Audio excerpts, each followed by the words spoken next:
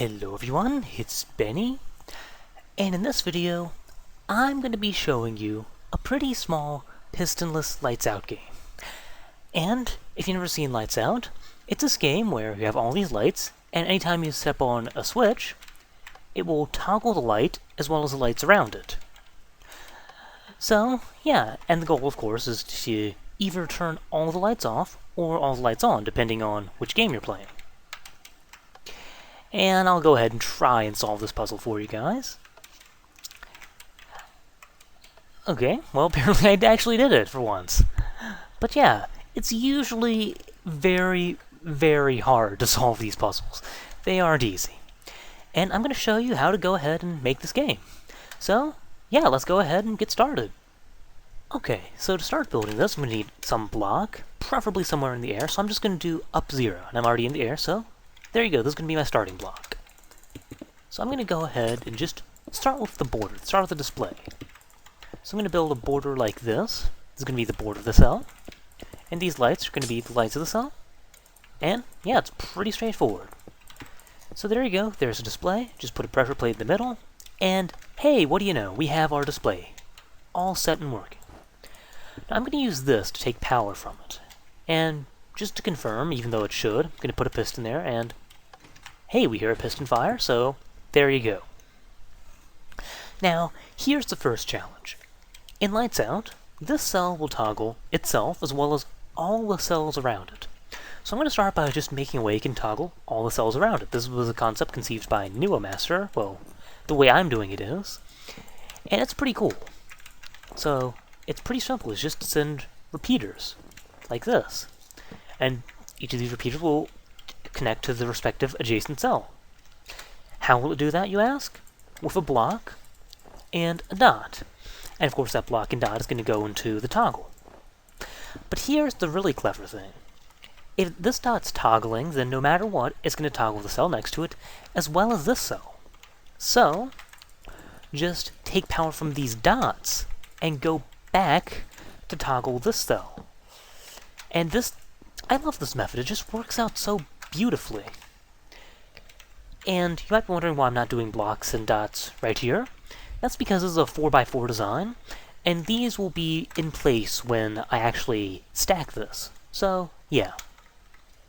Now for the last one, I'm actually going to do a half slab, because although I'm going to be taking power into it like from a dot like this, I'm going to need to take power from this dot somehow. And just to confirm, this actually is powering this dot, even though it should. Look, the piston fires. So, there you go. So, now in order to actually toggle it, if something powers this wire, then that means, hey, this cell needs to toggle. So what's the easiest way to toggle something? A T flip-flop. So that's exactly what I'm going to do. I'm going to put a 3-tick repeater here, and a torch here, and whenever this redstone dot powers, it's going to send a 2-tick on, off, on pulse. You know any good T flip-flops which take a 2-tick on, off, on pulse? Because I do. This one, the same one I used in the binary counter. So whenever I press this, it's going to toggle the T flip-flop. So there you go, that repeater's lock is on now. Now I press it again, the repeater lock's off. So cool. Final challenge. Well, not quite, you'll see, but final challenge for now. Take power from this T flip-flop and take it all the way up to the cell, so the user can actually see if the cell's on or not. And the way this is done, torch tower. Torch towers can solve so many problems. But yeah. So now, let's get this on. Press it, cell toggles. Press it again, toggles on. And off, and since it's powering the sides, it's going to toggle all the ones next to it as well. So yeah, and I'll show that a little bit more in action after I'm done. But this is still missing one very important thing. You see, in Lights Out, you could actually end up in invalid game states which are completely unsolvable. And there's two ways to fix it. Either you can glitch the game into a solvable state, or you can have a reset. And I'm going to go for a reset instead. So here's how this works. I want to have it reset to off. You can have it reset to on, either way works. But I'm going to have mine reset to off. And the way that this is going to work as well, the light is off when the T flip-flop is on. So what I'm going to do is, for my reset, I'm going to have a dot of redstone here, and I'm going to power that with a repeater. I'm going to block this off here so it doesn't power that, and I'm going to block it off here so it doesn't drain down when I stack this. So that's the first thing my reset line is going to do. It's going to power this, and second thing, it's going to power this, so it'll actually activate this T flip-flop. It'll activate the monostable. This thing will turn off and toggle the actual T flip-flop. And that way, and I'm going to block this off again, that way, it will toggle it, but since I'm powering this, the repeater lock has no choice but to toggle into an on state. Therefore, it turns it off. It's pretty simple, and I quite like it. Final thing, though, is I'm going to want to power it this way as well. Why? Well, because I want to power the cells off in sort of two dimensions. I want to power off all cells this way, and all cells going this way. So let's make it sort of spread out in a grid fashion, where it just toggles off every cell, and it actually looks pretty cool. I'll try and show you that after I'm done.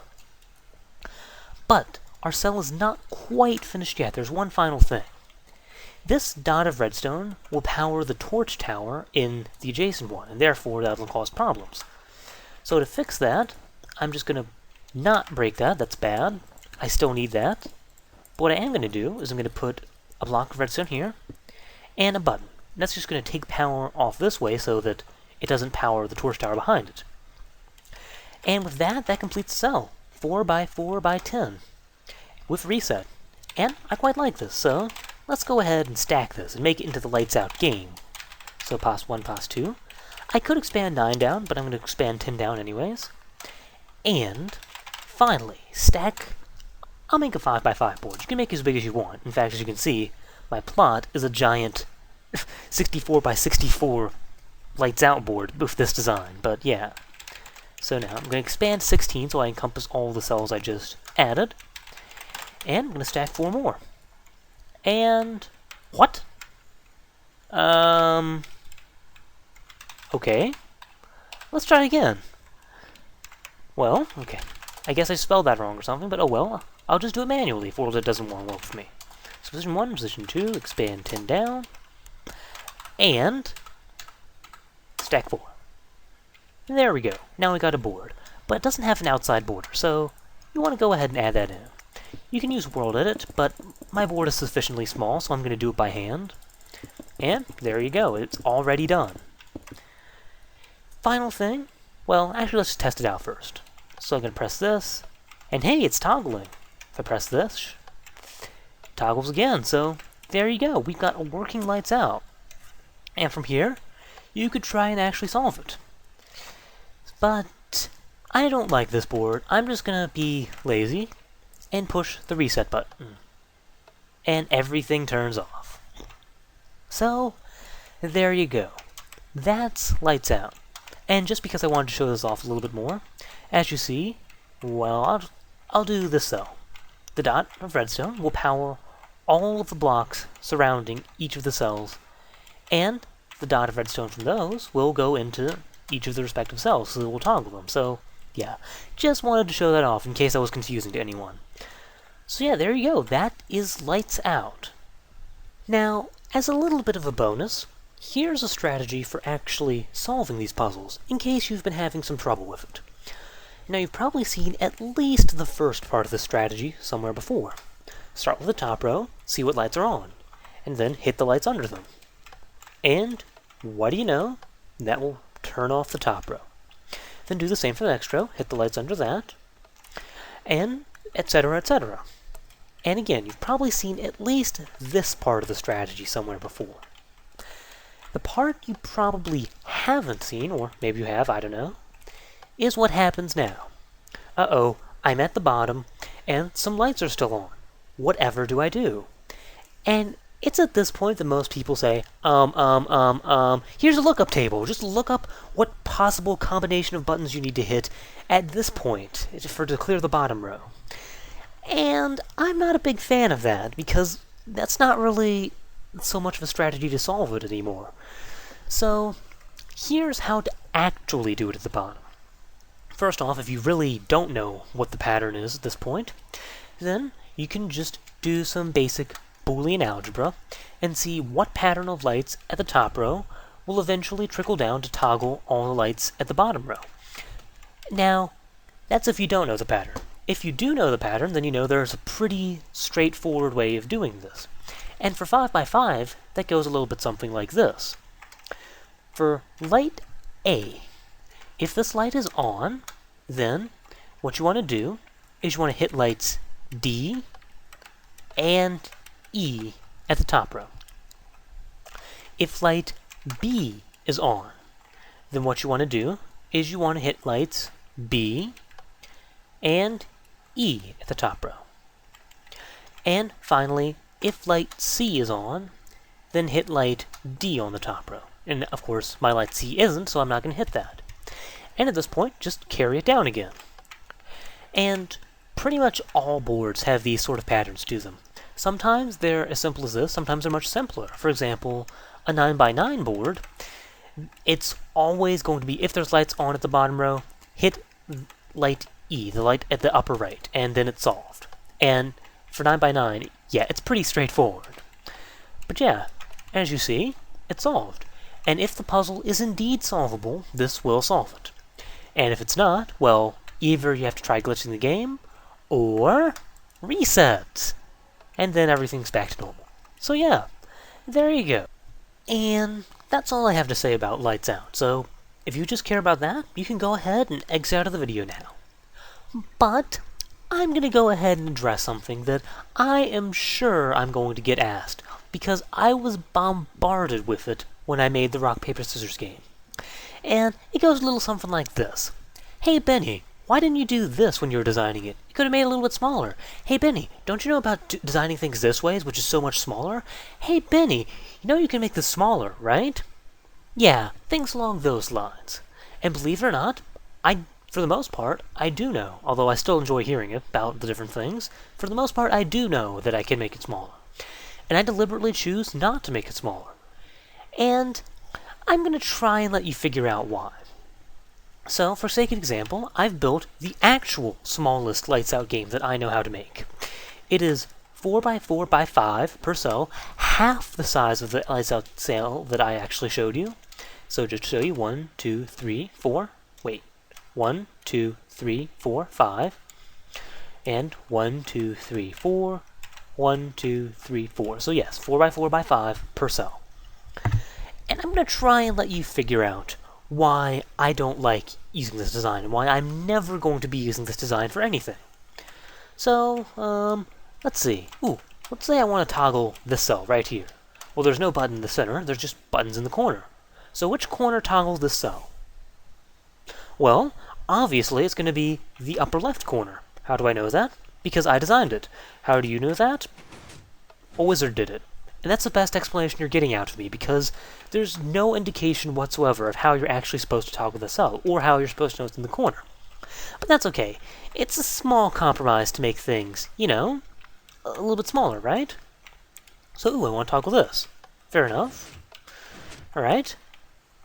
And it's going okay. Now, it's a little bit tricky to see what lights are on, because, you know, there's big blaring snow blocks in my way, but that's fine. So I can go around toggling things. Yeah. You figured it out yet? You figured out why I don't like this design, and why I'm never going to be using it for anything? Well, I don't know if you know this or not, but when I was a little kid, I grew up learning game development. And there's this one thing I learned is the golden rule of game development. And that is, never, ever, ever do anything to compromise the gaming experience. And that, in a nutshell, is why I don't build this or my rock, paper, scissors thing any smaller, because I could not find any way I could make it smaller without making the game experience worse. For example, this one, it's really awkward to hit the corners, you know? It's not obvious where the buttons are. That's a big problem with the game. You mean, you're supposed to hit the buttons. How are you supposed to know which buttons do what? You're supposed to be solving the puzzle, not coordinating yourself and do coordination exercises figuring out where the buttons are. You know, big blaring blocks in the way sort of get in the way, either in moving around a bit, but also just in figuring out which lights are what. If you made them a dark color, they'd sort of blend in with the dark lights. If you made them a light color, they sort of blend in with the on lights. There's really no way to win there. If you made them a different color, then it's just plain distracting. So, yeah, it's not good to have big blaring blocks in the way. And also, pistons. Pistons are loud and annoying. I mean, what if I'm sitting here thinking, ooh, I know, I just have to do this, and all of a sudden, clack, clack, clack, clack, clack, clack, clack, clack, clack, clack, all the annoying piston noise. I mean, who wants to play to that?